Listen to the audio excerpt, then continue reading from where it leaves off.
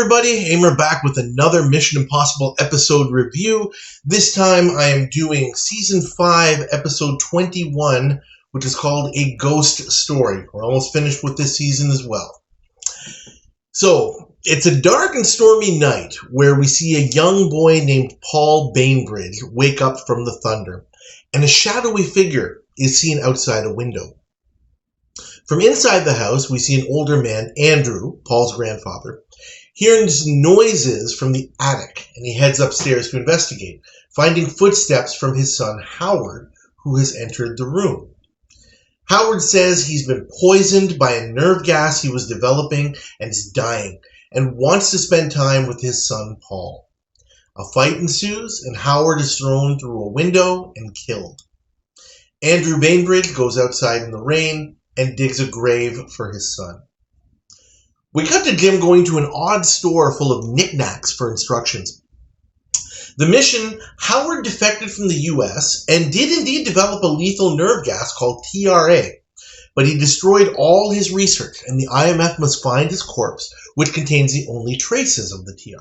Willie's back, and we have an apartment scene where we talk about Andrew Bainbridge's fascist tendencies, some planned spookery, and his allegedly formidable private security, which contains an enemy agent named Sandler who's also looking for the corpse for the same reason. Jim goes in as a tutor for Paul, who's brought from the woods after sneaking out of the house and chastised by Sandler.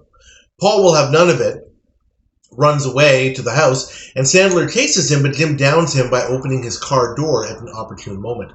Sandler is about to pull out his gun, but Jim reminds him that Andrew Bainbridge specifically requested him for Paul, so Sandler better watch himself. Jim enters the home and meets the housekeeper, Mrs. Foster, who you might recognize as Marion Ross from Happy Days.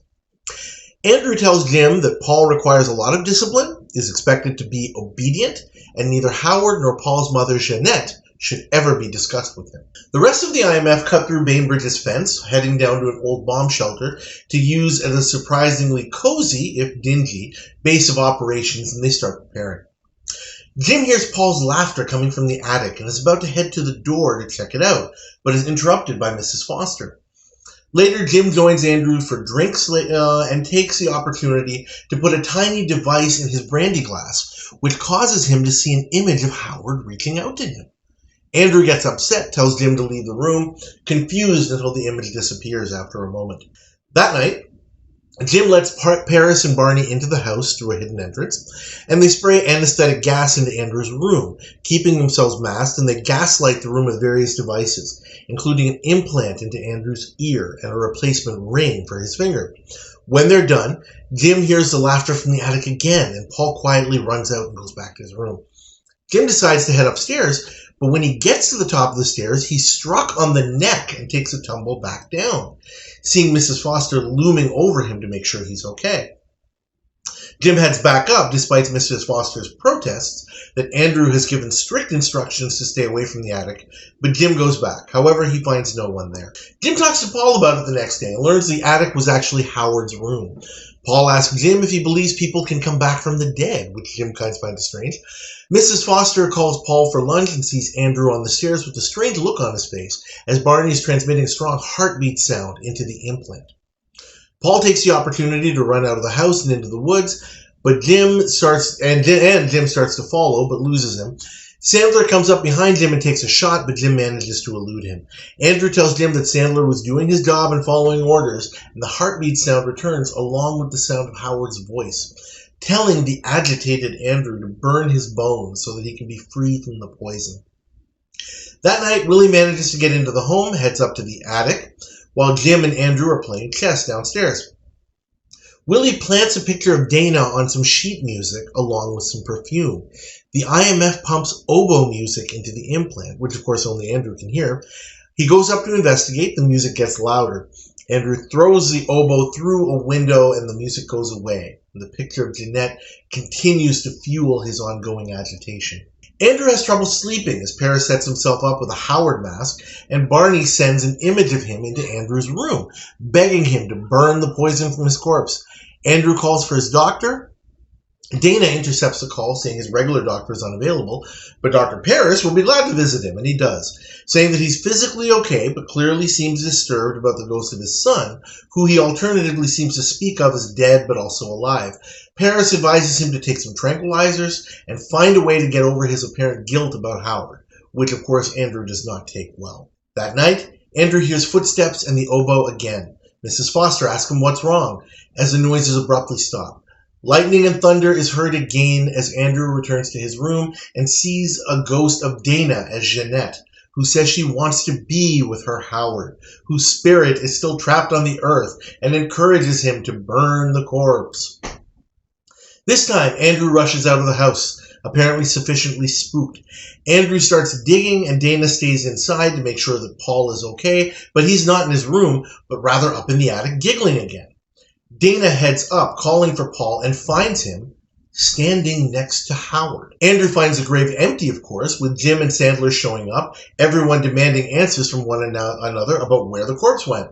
Andrew is surprised that Sandler is not who he seems to be, trying to hit him with a shovel but getting knocked out for his trouble.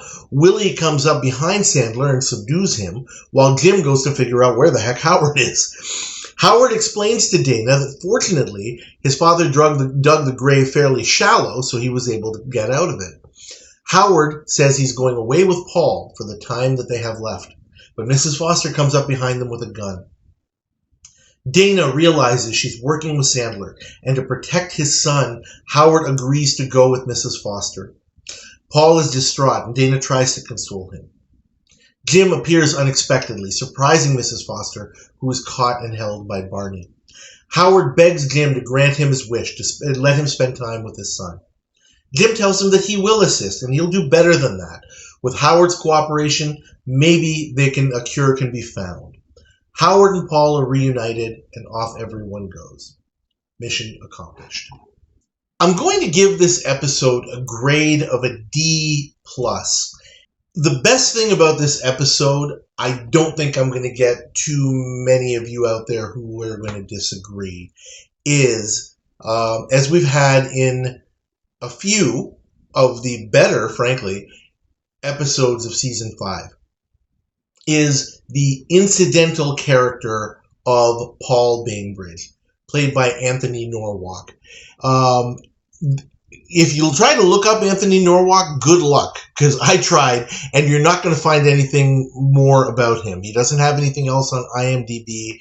He was a boy who was used in this episode and didn't do anything else in the entertainment industry at all. It reminds me a little bit earlier in the season, the episode The Rebel, where we had the character of Irina, who was played by a lady named Davana Brown, who did very, very little else in the entertainment world, kind of surprisingly.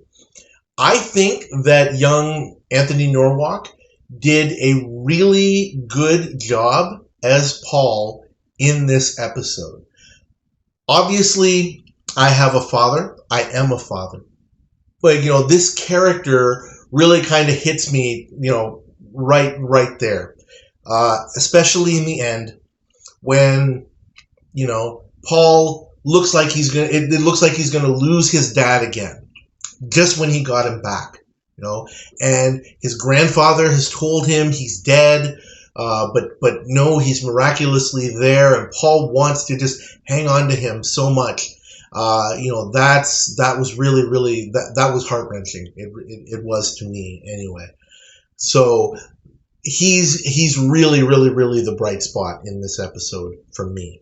I also like, and I will give the producers credit for this, the gadgetry in this episode is really quite good. The implant that is used to,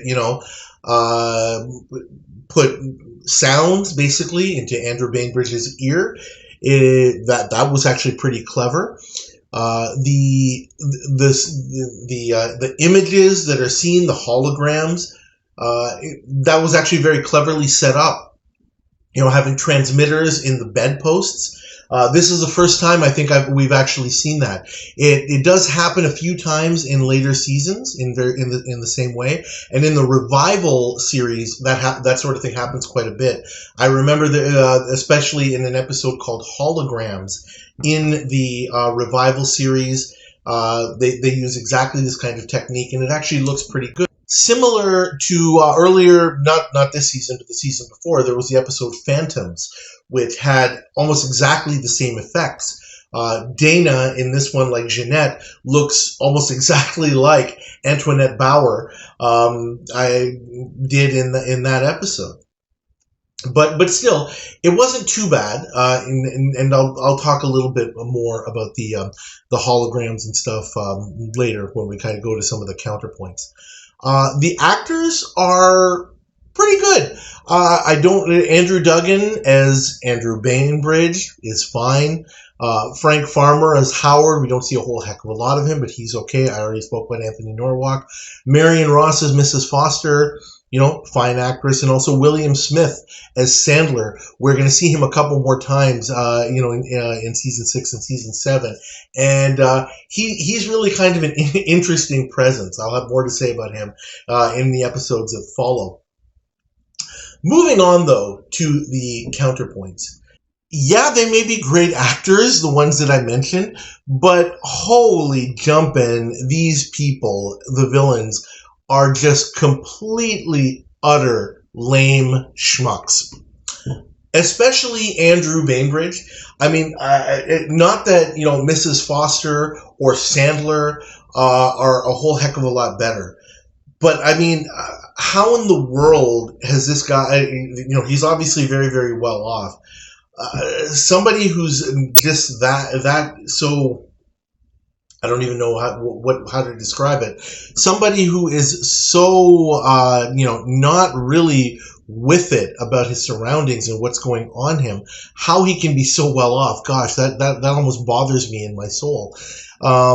It's just crazy. He's supposed to be this formidable, scary man in a way. Wants people to be obedient, favors discipline, all of that kind of thing, has these fascist tendencies, but really doesn't show any kind of self-control or any kind of self-awareness. And that's really bothersome.